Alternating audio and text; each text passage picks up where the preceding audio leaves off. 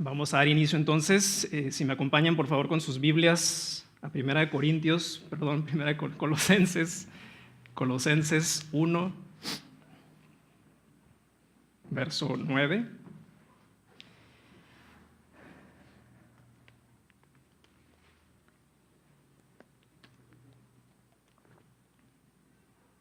Vamos a iniciar leyendo desde el 1, por favor. Colosenses 1, verso 1. La palabra dice: Pablo, apóstol de Cristo Jesús, por la voluntad de Dios, y el hermano Timoteo, a los santos y fieles hermanos en Cristo que están en Colosas, que Dios nuestro Padre les conceda gracia y paz. Siempre que oramos por ustedes, damos gracias a Dios, el Padre de nuestro Señor Jesucristo, pues hemos recibido noticias de su fe en Cristo Jesús y del amor que tienen por todos los santos a causa de la esperanza reservada para ustedes en el cielo. De esta esperanza ya han sabido por la palabra de verdad, que es el evangelio que ha llegado hasta ustedes. Este evangelio está dando fruto y creciendo en todo el mundo, como también ha sucedido entre ustedes desde el día en que supieron de la gracia de Dios y la comprendieron plenamente. Así lo aprendieron de Epafras, nuestro querido colaborador y fiel servidor de Cristo, para el bien de ustedes. Fue él quien nos contó del amor que tienen en el Espíritu. Verso 9. Por eso, desde el día en que lo supimos, no hemos dejado de orar por ustedes. Pedimos que Dios les haga conocer plenamente su voluntad con toda sabiduría y comprensión espiritual, para que vivan de manera digna del Señor, agradándole en todo. Esto implica dar fruto en toda buena obra, crecer en el conocimiento de Dios y ser fortalecidos en todo sentido con su glorioso poder. Así perseverarán con paciencia en toda situación, dando gracias con alegría al Padre. Él los ha facultado para participar de la herencia de los santos en el reino de la luz. Él nos libró del dominio de la oscuridad y nos trasladó al reino de su amado Hijo, en quien tenemos redención, el perdón de pecados. Gracias te damos una vez más, Padre, por permitirnos estar aquí reunidos en tu nombre para darte la honra y la gloria, Dios. Ponemos en tus manos este tiempo. Te pido que prepares nuestros corazones, Dios, que distraigas nuestras mentes y podamos recibir tu palabra, Dios, tal cual como tú lo tienes planeado, Padre. Te damos gracias en el nombre de Jesús. Amén. Entonces, vamos a hablar un poco del contexto de esta carta. En el tiempo que esta carta se escribió, Pablo fue el escritor. Pablo se encontraba encarcelado en Roma. Durante su encarcelamiento recibió una visita de Epafras, como lo leímos, y Epafras, que era un ministro de Colosas, le viene a informar cómo está la iglesia de Colosas, cuál es su estado actual. Como lo leímos del verso 4 al 6, vemos que este informe, por llamarlo así, se ve favorable. Vemos que dice que es una iglesia en donde hay amor, en donde hay fe, en donde hay esperanza, y mejor aún, están dando fruto. Sin embargo, si continuamos leyendo en el capítulo 2 y en el capítulo 3, vemos cómo había un riesgo en la iglesia. ¿Qué era ese riesgo? Había falsas enseñanzas y falsos maestros queriendo ofrecer un complemento o una solución total al evangelio. ¿De qué estamos hablando? Había una mezcla de filosofías humanas, de filosofías orientales, de ascetismo, incluso algunos adoraban ángeles. Y lo peligroso es que a estas cosas le daban un toque de cristianismo, lo cual podía confundir a mucha gente. Y aparte, con todo esto esas cosas que se ofrecían, de alguna forma a los no creyentes era muy atractivo para ellos porque había algo para cada quien. Ahora, Colosas O este riesgo aún era más grande, yo creo lo podemos decir así, porque Colosas geográficamente estaba ubicada, era parte de una carretera, vamos a decirlo, Ensenada. Si quieres ir tú al sur de Baja California, tienes que pasar por Ensenada, así era Colosas, conectaba el este con el oeste. Entonces era un punto de reunión en donde se concentraba, era una ruta de mercadeo, vaya, o de comerciantes, lo cual hacía que hubiera gente de diferentes culturas, diferentes creencias, y esto era por la razón por la cual había toda esta mezcla de creencias, ¿no? Estos falsos maestros, es curioso porque ellos no negaban la fe en el Evangelio, ellos decían que querían llevar al cristianismo a un nivel más alto, lo cual es totalmente absurdo. Ellos decían, entre otras cosas, ¿por qué querían llevarlo a un nivel más alto? Porque para ellos Jesús no era suficiente, faltaba algo. Entonces ellos estaban ofreciendo esta solución total, esto que iba a permitir que las personas no tuvieran problemas o iba a permitir que se sintieran plenos. Ahora, 2000 años después, lo mismo que pasaba en Colosas pasa hoy en día, bajo otras circunstancias, obviamente. Vivimos en un mundo en el cual existen cantidad de religiones y creencias. Muchas personas han escuchado de Dios y aún así deciden que eso no es suficiente, que ellos necesitan buscar, puede ser desde lo más simple como aquellas personas que cuando tienen que dar respuesta o resolver una situación difícil, lo primero que hacen es irse al horóscopo. O puede ser aquellas personas que a lo mejor se sienten un poquito más espirituales y deciden practicar meditaciones espirituales, sin saber realmente el trasfondo de esas actividades. Puede haber otros que simple y sencillamente dependen de su inteligencia o de sus relaciones personales para resolver los problemas o las situaciones que la vida les pone enfrente, en lugar de depender completamente de Dios. Ahora, desde aquella época hasta el día de hoy, yo creo que cada día el enemigo nos ofrece nuevas maneras o nuevas formas para atraer nuestra atención y seducirnos para creer que no necesitamos a Dios de la manera como la Biblia nos lo dice. Y empezamos a creer que pues con un poquito de Dios, pero puedo hacer estas cosas para complementar y sentirme pleno.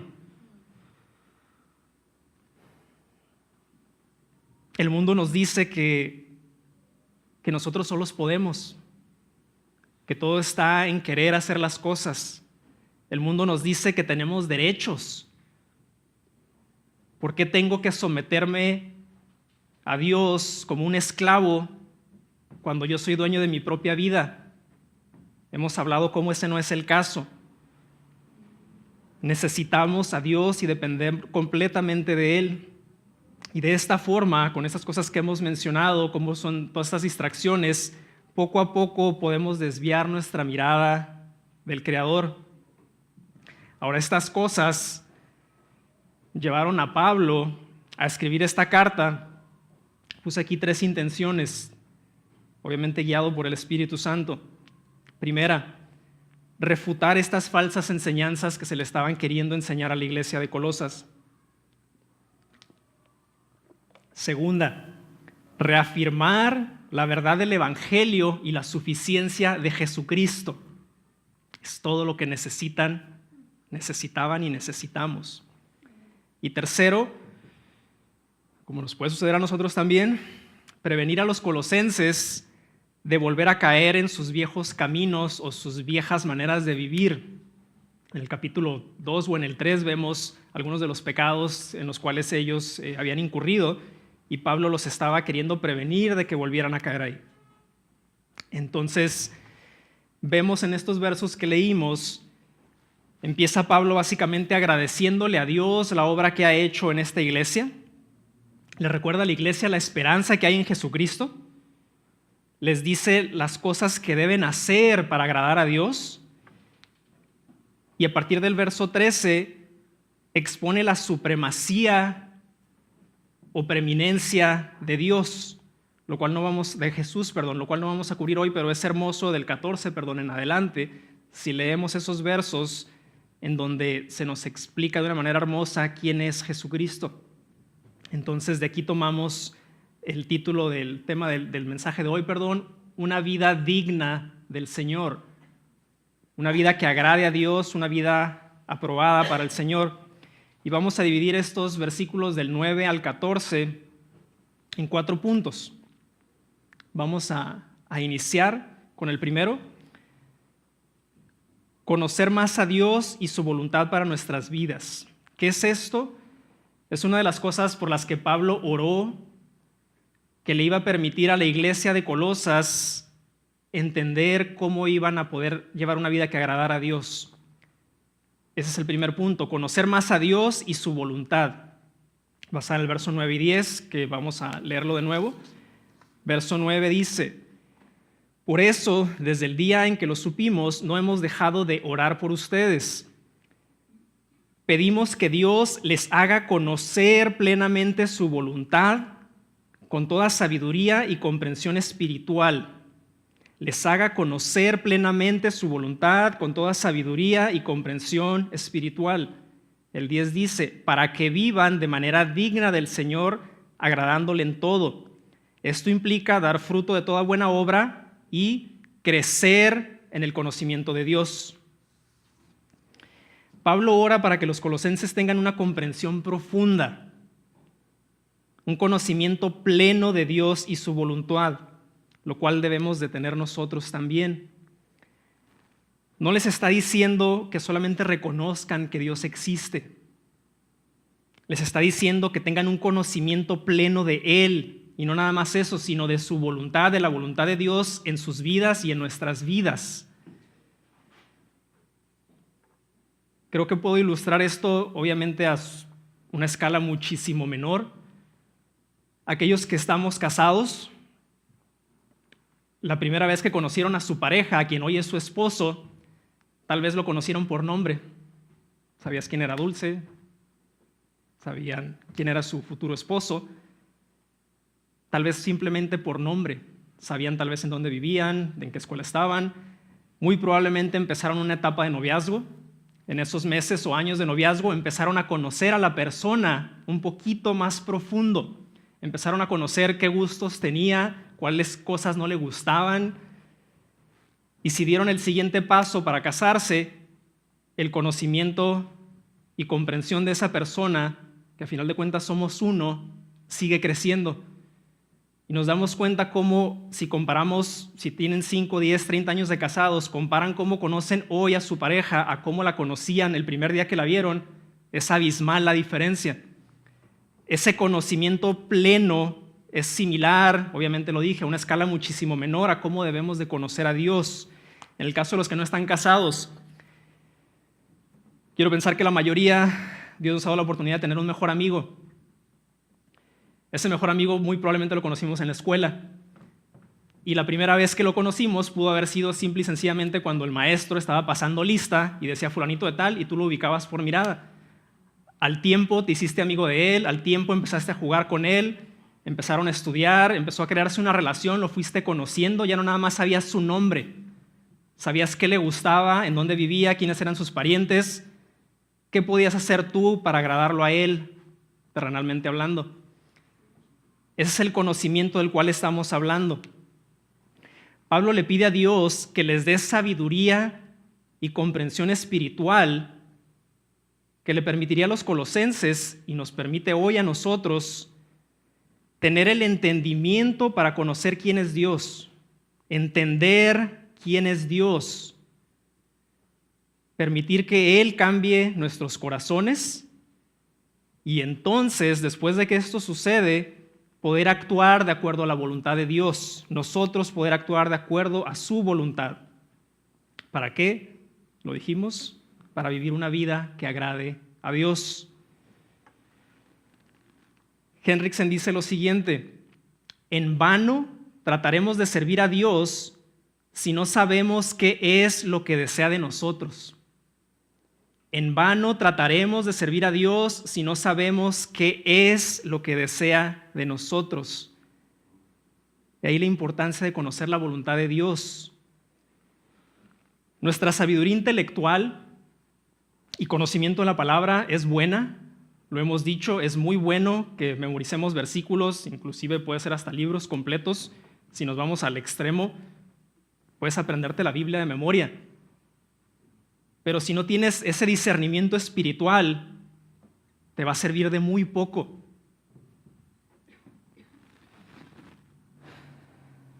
Esta sabiduría que estamos hablando nos va a permitir poner en práctica la obediencia hacia Dios. Nos va a permitir distinguir entre lo bueno y lo malo, que en otras palabras es entre lo que agrada y lo que no agrada a Dios. ¿Con qué objetivo? Con el objetivo de que eventualmente podamos llegar al punto en que veamos las cosas de la misma manera como Dios las ve y podamos distinguir, como lo dijimos, entre lo bueno y lo malo. Ahora, ¿cómo pudiéramos aplicar esto o cómo se aplican en nuestras vidas diarias? Esta sabiduría, este discernimiento, este conocimiento de Dios. Una de las maneras o algunas de las formas, podemos vivir situaciones que ante nuestros ojos no tienen nada de malo, pero realmente no agradan a Dios. Algunos ejemplos. Nuestra manera de expresarnos o reaccionar ante una situación de conflicto. Cuando alguien se te pone enfrente, alterado, a reclamarte algo, independientemente si fuiste tú o no el responsable, ¿cómo reaccionamos? ¿Con amor, con humildad, o nos ponemos al mismo nivel que él para ver quién tiene más poder? Cuando alguien te hace una mala cara, ¿qué tanto te afecta en tu corazón? Cuando alguien te traiciona, ¿perdonamos? ¿Estamos dispuestos a escuchar a la persona? ¿O nos cerramos en nuestro mundo de que yo soy el que tiene la última palabra y yo te digo si puedes o no hablar? Otro ejemplo puede ser la actitud que tenemos cuando recibimos una corrección. Puede ser una corrección de nuestros padres, una corrección del pastor, una corrección de tu líder. Lo haces con humildad, lo hacemos con paciencia, con amor. Otra forma en la que este discernimiento o esta sabiduría espiritual nos ayuda es en la manera en la que estamos invirtiendo nuestro tiempo. Ese algo que nos dice, tienes que dedicarle más tiempo a las cosas de tu Señor y hacer un poquito al lado tu carne. La manera en la que estamos invirtiendo nuestro dinero. Si estamos enfocados en ahorrar y ahorrar para comprar una casa, un carro, o estamos viendo qué necesidades hay en el cuerpo de Cristo y nuestra prioridad es atender esas necesidades que Dios nos las va a confirmar antes de querer ir y sacar un carro nuevo o querer ir y renovar nuestro guardarropa o lo que sea que quieras gastarte tu dinero, que a final de cuentas no es de nosotros. Debe haber un crecimiento en nuestro conocimiento de Dios y su voluntad. Quisiera que tomáramos un momento para responder las siguientes preguntas. Solo son 2. Reflexionemos en ello por unos momentos. ¿Tu relación con Dios el día de hoy es más cercana de lo que era el año pasado?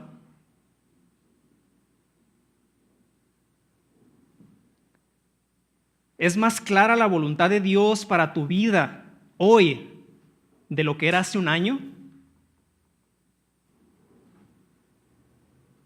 Si la respuesta es sí, la gloria es para Él.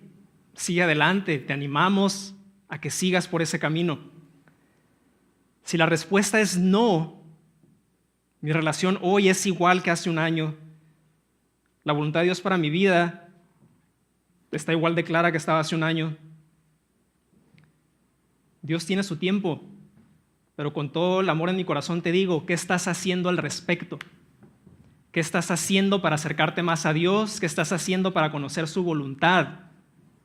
No podemos quedarnos haciendo lo mismo y esperar que las cosas cambien, esperar conocerlo sin leer más, sin orar más, sin estar en comunión con sus hijos. En el Antiguo Testamento encontramos una historia de un hombre que se da cuenta que el Dios que él creía conocer era muchísimo más grande de lo que él creía. Estoy hablando de Job. Este libro es muy interesante. Vemos cómo al inicio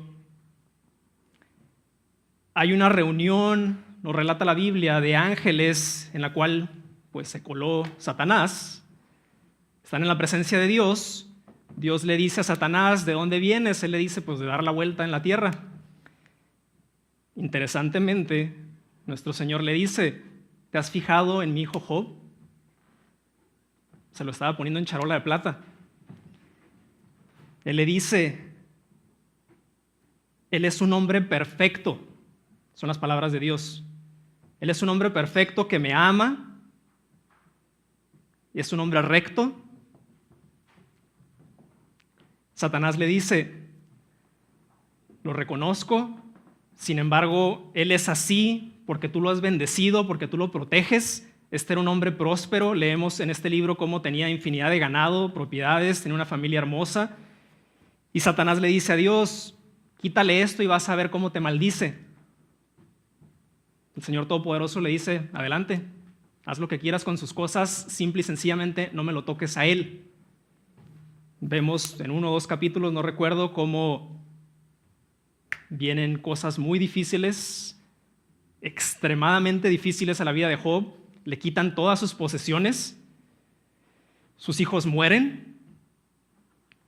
Por 30 capítulos o no sé cuántos, Job está batallando con asimilar esto. Cae enfermedad sobre Job también.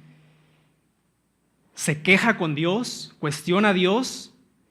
Y es hermoso como, creo que hermoso y muy difícil para él y sería para nosotros, como por 3 capítulos Dios le calla la boca de una manera hermosa.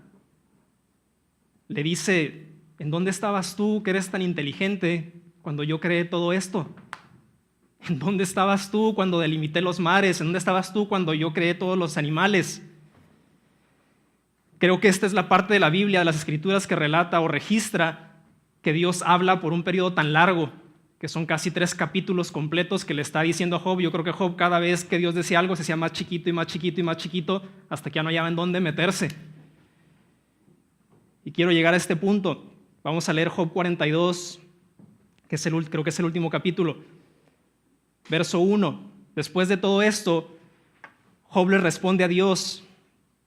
Le dice, yo sé que tú puedes hacer todas las cosas y que ningún propósito tuyo puede ser estorbado. ¿Quién es este que oculta el consejo sin entendimiento?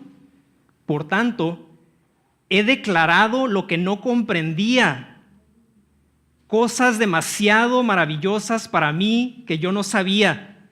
Job dice, he declarado lo que no comprendía, cosas demasiado maravillosas para mí que yo no sabía. El 4 dice, escucha ahora y hablaré. Te preguntaré y tú me instruirás. He sabido de ti solo de oídas,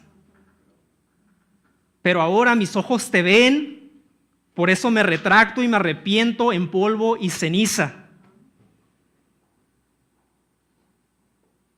La palabra nos dice, como lo dijimos hace unos momentos, este era un hombre recto y temeroso de Dios.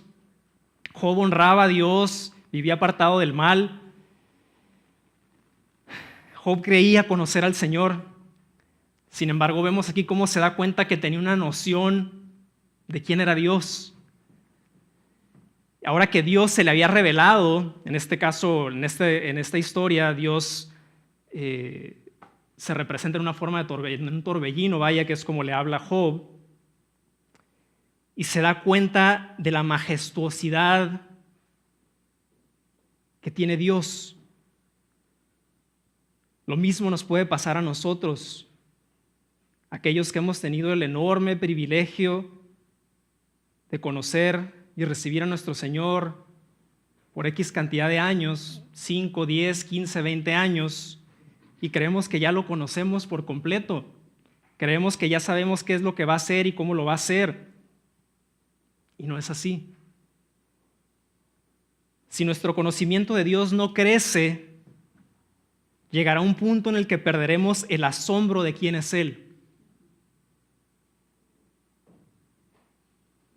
Nos acostumbraremos a sus bendiciones, nos acostumbraremos a esa salud que tenemos, a esa provisión, a ese sustento que Él nos da. Y relativamente fácil podemos perder la perspectiva de que tenemos acceso al Creador del universo, que le oramos con esta persona con la que hablamos, es ese ser al cual no tenemos las suficientes palabras en nuestro vocabulario para describirlo y glorificarlo. Esta es la persona a la que queremos conocer. Podemos engañarnos o ser engañados a creer que ya lo conocemos. Sin embargo, nuestro conocimiento por Él no va a terminar en esta vida. Ahora, ¿por qué hacemos tanto énfasis en que debemos conocer a Dios y en que debemos tener una relación con Él? Porque esta es una de las razones por las cuales fuimos creados. Para tener una relación con Él, hacer su voluntad, no la nuestra. No estamos aquí para realizarnos a nosotros mismos, para cumplir nuestros propósitos, para hacer su voluntad y darle la gloria a Él. Entre más pronto comprendamos esto y sea completamente claro para nosotros, será una enorme bendición para nuestras vidas. Ahora podemos resumir este punto, el primer punto, con el siguiente patrón que expone un comentarista bíblico. Lo pone de esta manera: recibir el Evangelio es comenzar a conocer a Dios. Conocer a Dios es hacer su voluntad. Hacer su voluntad es saber cada vez más de Él. Y cierro este punto con 1 Juan 2, 17. La palabra dice: y el mundo pasa y sus deseos, pero el que hace la voluntad de Dios permanece para siempre. El que hace la voluntad de Dios permanece para siempre. Vemos aquí la importancia de entender y seguir la voluntad de nuestro Señor. Punto 2. Dar fruto en toda buena obra. Vamos al verso 10 de nuevo. La palabra dice: para que vivan de manera digna del Señor, agradándole en todo. Esto implica dar fruto de toda buena obra. Pablo escribió en la carta a los Efesios que somos salvos por gracia y no por obras. Sin embargo, en este mismo libro vemos que Dios nos creó en Cristo para hacer buenas obras. Y no nada más para hacer buenas obras, cualquier obra, para hacer buenas obras que Él de antemano había preparado para nosotros. Ahora, las buenas obras tienen un inmenso valor cuando se consideran como un fruto, no como la raíz de la gracia. ¿Qué es esto? Las buenas obras tienen mucho valor cuando son el resultado de haber conocido y recibido a nuestro Señor y de lo que Él está haciendo en nuestras vidas, no cuando queremos hacer obras para acercarnos a Él, para agradarlo o para que Él nos perdone. En el punto anterior hablábamos de conocer la voluntad de Dios. Aquí vamos a ver una conexión. Si conocemos esa voluntad de la cual hablamos, vamos a poder identificar estas buenas obras que Él ha preparado de antemano. Si no conocemos su voluntad, ¿cómo esperamos reconocer esas buenas obras? Al reconocerlas, podremos caminar en ellas y dar el fruto que Dios está esperando de esas obras que Él ya había preparado.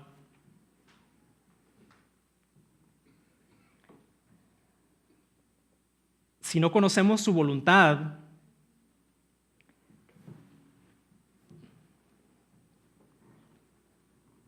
enormes oportunidades pueden estar enfrente de nosotros y no las vamos a distinguir. De una manera muy práctica quiero ilustrar esto. Se lo pregunto a las esposas o a las novias. Cuando su esposo o su novio está buscando algo en la casa, lo primero que vino a mi mente fue cuando yo estoy buscando un corta uñas en el closet de la recámara. Y le digo, Alejandra, ¿has visto el corta uñas? Pues ahí está en el closet, me dice. El corta uñas está en mi cara, está enfrente de mí y yo no lo puedo ver. Viene Alejandra y me dice, aquí está, y me lo da. En ese momento yo no me puedo explicar cómo yo tenía el corta uñas aquí enfrente y no lo veía. Es una manera muy simple de ilustrar esto, pero así nos puede pasar. Podemos tenerlo en nuestra cara, la oportunidad que Dios trajo a nuestras vidas, de que bendigas a alguien, de que des de tus recursos, de que testifiques de su gloria, pero no tenemos esa sensibilidad, no tenemos ese discernimiento, no vemos claro y la oportunidad pasa. Examinemos nuestro andar con el Señor y el fruto que ha dado nuestra vida hasta el día de hoy. Si encontramos fruto, una vez más, la gloria es para Dios. Sin embargo, aquí hay un riesgo. Tengamos cuidado, si estamos dando fruto, tengamos cuidado de no detenernos. Tal vez Dios nos permitió hacer algo hermoso para su obra, para su reino. X ministerio con X persona. Tengamos cuidado de no detenernos a meditar en eso tan bueno que hicimos y empezar a vanagloriarnos a nosotros mismos y decir, mira cómo Dios me está usando.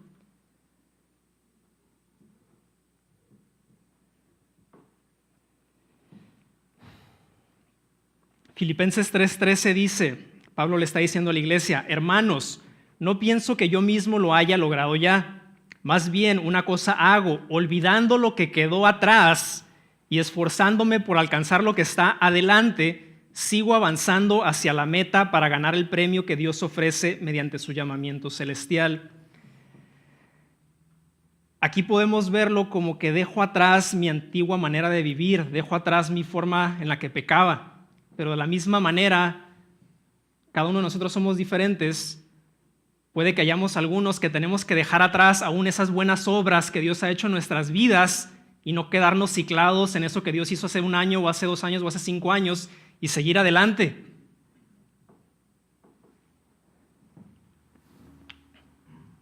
Igual que conocer a Dios, este esfuerzo y estas obras no van a terminar hasta el día en que Jesús regrese. Ahora vámonos al lado un poquito negativo. Si el resultado de este autoanálisis muestra que no hay fruto en nuestras vidas,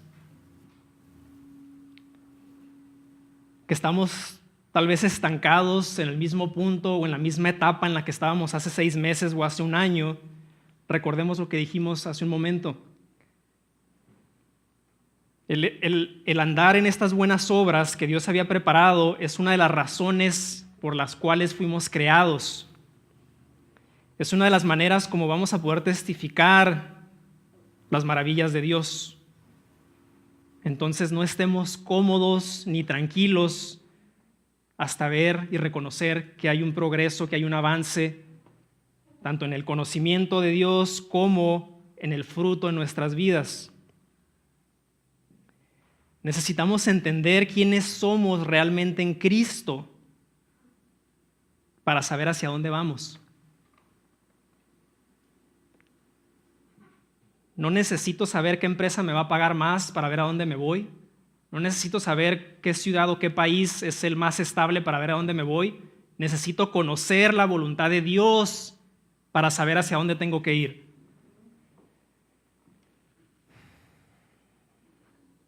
Si nuestras vidas no están dando fruto, sería muy bueno que hagamos esto. Analicemos con profundidad qué hay en nuestro corazón. Y esto no va a ser sencillo ni va a ser algo rápido.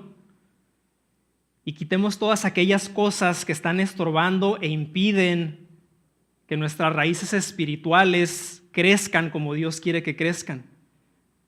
En otras palabras, necesitamos madurar. No podemos quedarnos en donde estamos. Dentro de estas cosas que encontremos, es muy probable que algunas de ellas sean pecados. Podemos reconocer que pecamos, podemos reconocer que tenemos fallas en nuestras vidas. Sin embargo, el reconocerlo no es suficiente. Aparte de que reconocemos que pecamos, necesitamos identificar a la raíz qué pecado es. Y ya que lo identificamos, darle la importancia o el peso que necesita tener para después determinar qué vamos a hacer para cambiar. De nada sirve reconocer que miento o que robo o que no amo lo suficiente y todos los días oro y lo reconozco, pero sigo haciendo lo mismo al día siguiente y al próximo año. Necesitamos definir un plan de acción, en otras palabras. Ahora voy a hacer otra pausa para reflexionar en estos primeros 2 puntos. Pregunto, ¿qué metas hay en tu vida que te llevarán a vivir una vida que agrade a Dios? ¿Qué metas hay en tu vida que te van a permitir llevar una vida digna del Señor? No estamos hablando de las metas que te van a permitir ser un buen padre o un buen hijo o un buen amigo. No estamos hablando de las metas que te van a permitir dar los resultados que tu jefe espera de ti en el trabajo. Estamos hablando de algo muchísimo más grande. Estamos hablando de las metas que te van a ayudar a llevar una vida del Creador del universo, del que envió a su Hijo a morir para que pudieras tener una vida nueva y algún día ser bienvenidos en su reino. ¿Qué vamos a hacer al respecto? Punto 3. En el verso 11 encontramos, dice la Escritura, y ser fortalecidos en todo sentido con su glorioso poder, así perseverarán con paciencia en toda situación. Punto 3. Ser fortalecidos con el poder de Dios para perseverar con paciencia. El fruto y la gracia de Dios en nuestras vidas no es más que el resultado del poder de Dios en nosotros mismos. La presencia de Dios en nuestras vidas, tener al Espíritu Santo, es lo que nos permite decir: todo lo puedo en Cristo que me fortalece. Este poder al que nos referimos no es solamente aquel poder que se manifestaba en el Antiguo Testamento de manera milagrosa, abriendo mares, resucitando muertos. Ese mismo poder que solamente Dios nos puede dar es el que nos va a permitir llevar una vida que lo agrade. Este poder es el que va a moldear nuestro corazón y nuestro carácter. Este poder nos va a dar la paciencia, el gozo, el amor que necesitamos, lo cual va a ir santificando nuestras vidas. Lo hermoso de esto es que los hijos de Dios tenemos acceso a este divino poder y muchas veces no lo aprovechamos. Este poder está por encima de todo lo que existe. Cualquier problema, cualquier situación que este mundo nos pueda presentar, Dios está por encima de él. Y este poder, como lo leímos, nos va a permitir tener la paciencia necesaria ante situaciones difíciles. Así como lo dijimos a un inicio, situaciones de conflicto, ante enfermedad, ante necesidades, ante pérdidas. Este divino poder nos va a confortar y nos va a dar las fuerzas que necesitamos. Como lo hemos leído muchas veces, nos va a dar esa paz que solamente podemos tener cuando nuestra confianza está depositada plenamente en Dios. ¿Por qué? Porque sabemos que Él tiene el control. No importa ante nuestros ojos si es algo imposible de resolver. Sabemos que de una u otra forma, lo entendamos o no, sea en el tiempo que nosotros queremos o no, Dios lo va a hacer. Esa es nuestra esperanza. Ahora, cuando las cosas se ponen difíciles, ¿qué es lo más fácil?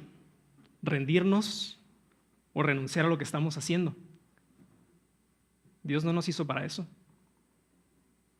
La paciencia es la gracia de poder permanecer firmes. Es la valentía de perseverar en las cosas que Dios predestinó y trajo a nuestras vidas. No es porque el azar o porque el destino te las puso, es porque Dios te las puso en tu camino. No importa lo difícil que sea, no importa la tribulación, no importa los problemas que lo rodeen, nuestra mirada está por encima de eso. Todo esto lo vamos a hacer confiando en que Dios va a ser quien nos va a fortalecer y va a ser quien nos va a guiar durante el camino. Puede que ese camino se vea súper lejos de donde estamos ahorita, pero tenemos que dar el primer paso. Si no damos el primer paso o el segundo paso, se va a alejar muchísimo más la meta de nosotros. Ahora, ¿por qué le dará Pablo tanta importancia a la paciencia? No nada más Pablo en la palabra. La paciencia, como sabemos, es un fruto del Espíritu. Es una característica muy importante en nuestras vidas que se va a ir desarrollando, y estoy seguro que en la mayoría de nuestras vidas o en la mayoría de los que estamos aquí, Dios ha trabajado en esta área, en la paciencia, y hemos visto por su gracia cómo hemos podido madurar y vemos cómo ahora podemos soportar cosas y situaciones que hace algunos años atrás no hubiéramos podido soportarlas, que nos hubiéramos rendido, hubiéramos tirado la toalla, hubiéramos dejado de creer en Dios probablemente.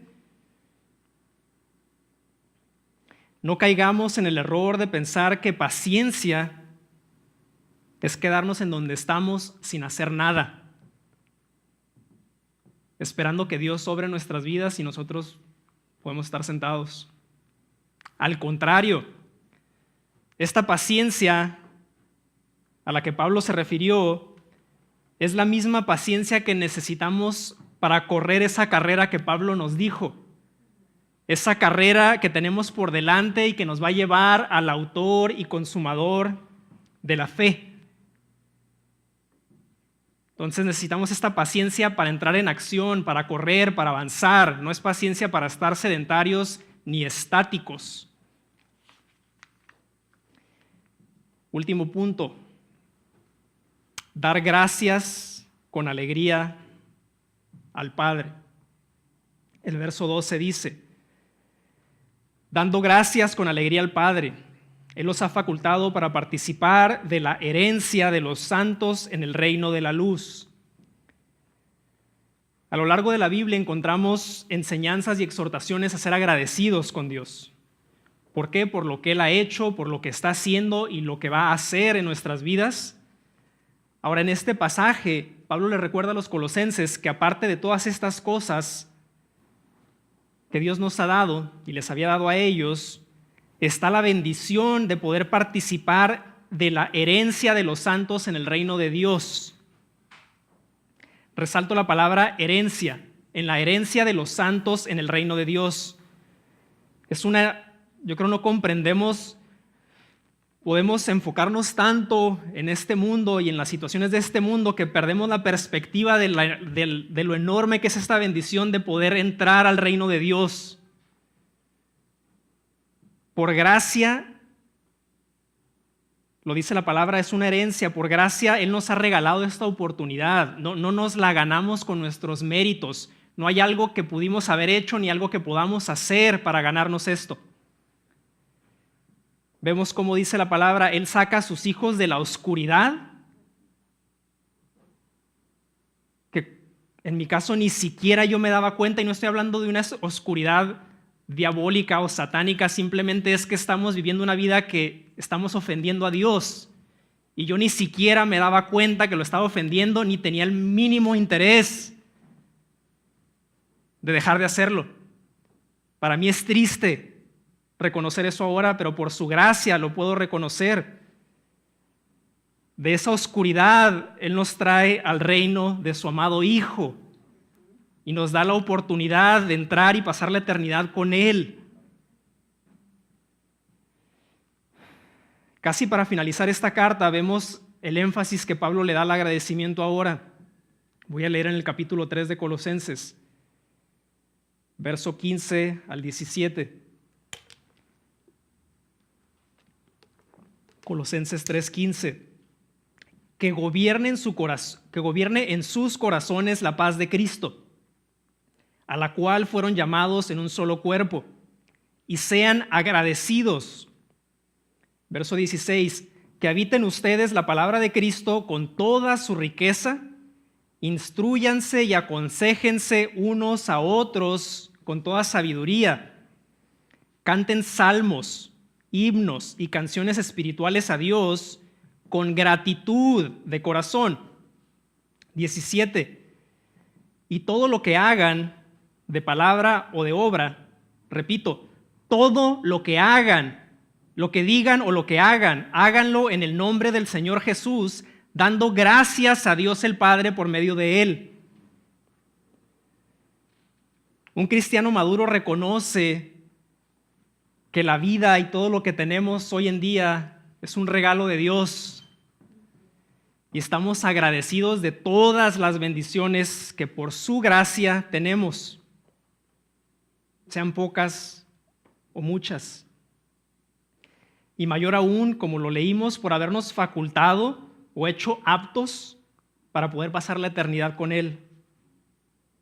Ahora pregunto yo, ¿creen que son estas suficientes razones para estar agradecidos con Dios?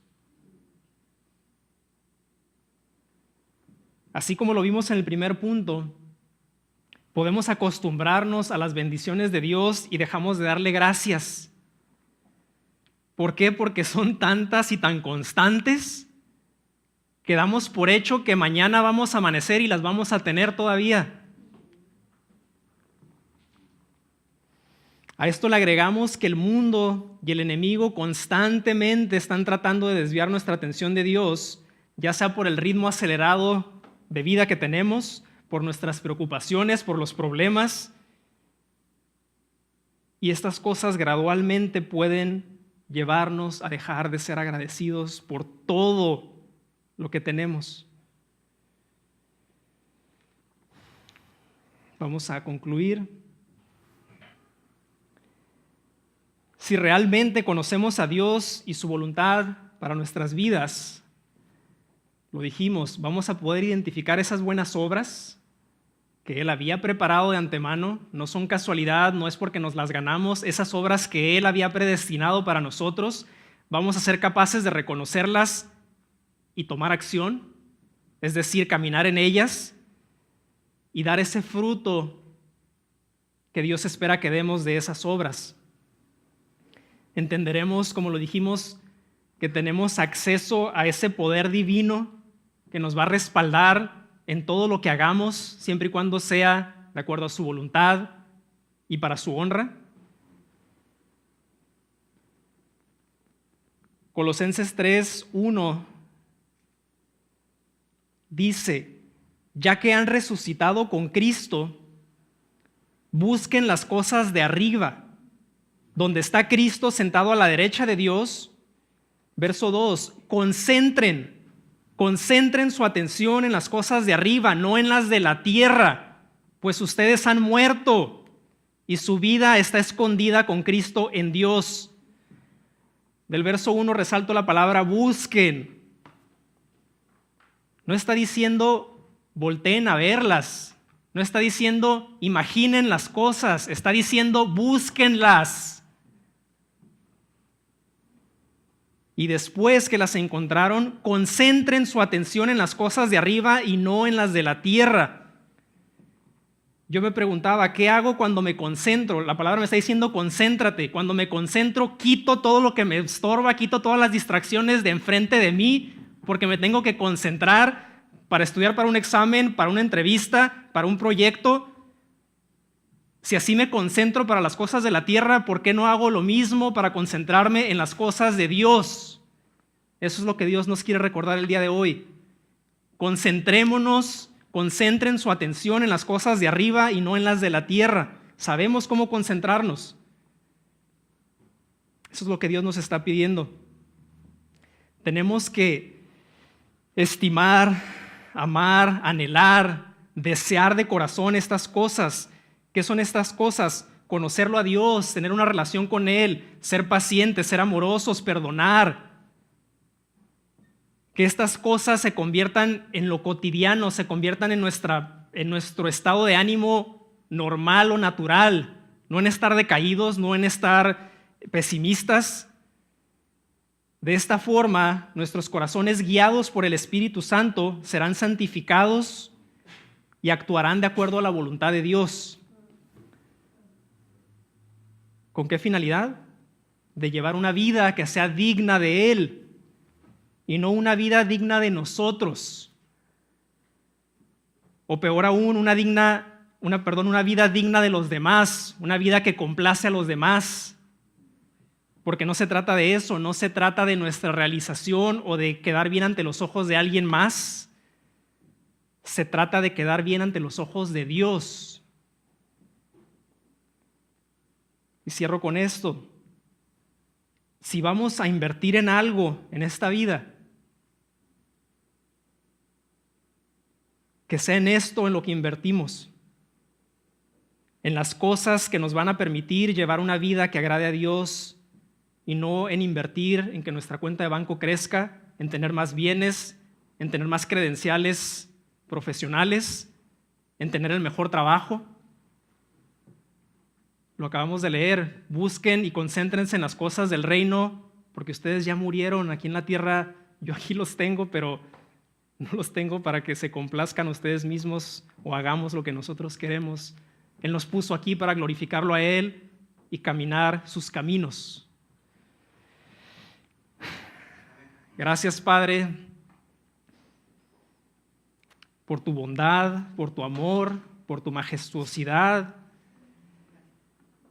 por tu manera tan amorosa de revelarte a nuestras vidas y conocer un poco más de quién eres tú, por tus enseñanzas a las cuales tenemos acceso en cualquier momento. Te ruego, Padre, que traigas discernimiento a cada una de nuestras vidas, Dios. Que tú permitas que hagamos a un lado todas las cosas que nos están estorbando, que podamos enfocar nuestra mirada en ti, que tengamos claro cuáles son esas cosas, que tú pongas la convicción, el amor por ellas, el interés, que tú traigas claridad, Padre, a nuestras vidas, que estemos seguros que los pasos que estamos dando, a donde queremos ir, las cosas que queremos comprar, lo que queremos aprender, es porque tú quieres que lo hagamos, no porque nuestro yo lo desea. Y declaro en fe que si así lo hacemos, tú seguirás derramando de tus bendiciones, tú cuidarás de nosotros y nos estarás esperando allí algún día para recibirnos, Dios. Te damos gracias en el nombre de Jesús. Amén.